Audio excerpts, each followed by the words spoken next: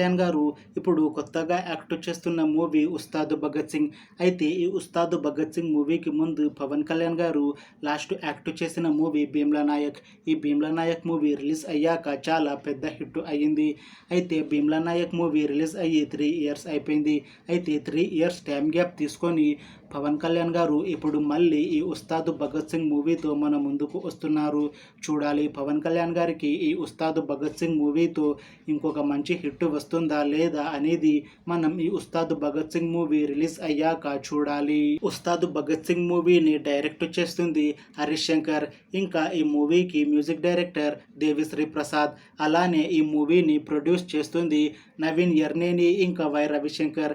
అలానే ఈ మూవీలో మెయిన్ లీడ్ యాక్టర్స్గా యాక్ట్ చేస్తుంది పూజా హెగ్డే, పవన్ కళ్యాణ్ ఇంకా చాలా మంది యాక్టర్లు ఉన్నారు. అయితే పూజా హెగ్డే గారు ఇప్పుడు కొత్తగా యాక్ట్ చేస్తున్న మూవీ ఉస్తాద్ భగత్ సింగ్.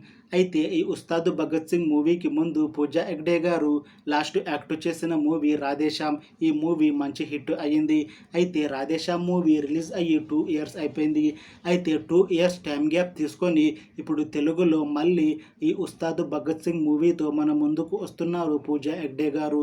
చూడాలి పూజా హెగ్డే గారికి ఈ ఉస్తాద్ భగత్ సింగ్ మూవీతో ఇంకొక మంచి హిట్ వస్తుందా లేదా అనేది మనం ఈ ఉస్తాద్ భగత్ సింగ్ మూవీ రిలీజ్ అయ్యాక చూడాలి. అయితే ఉస్తాద్ భగత్ సింగ్ మూవీ టీం మాత్రం చాలా కాన్ఫిడెంట్గా ఉన్నారు.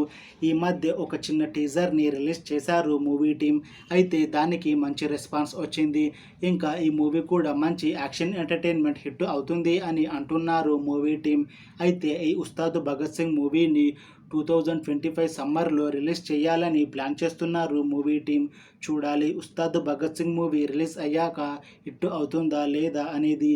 అలానే ఉస్తాద్ భగత్ సింగ్ మూవీతో పవన్ కళ్యాణ్ గారికి ఇంకా పూజా హెగ్డే గారికి ఇంకొక మంచి హిట్ వస్తుందా లేదా అనేది మనం ఈ ఉస్తాద్ భగత్ సింగ్ మూవీ రిలీజ్ అయ్యాక చూడాలి.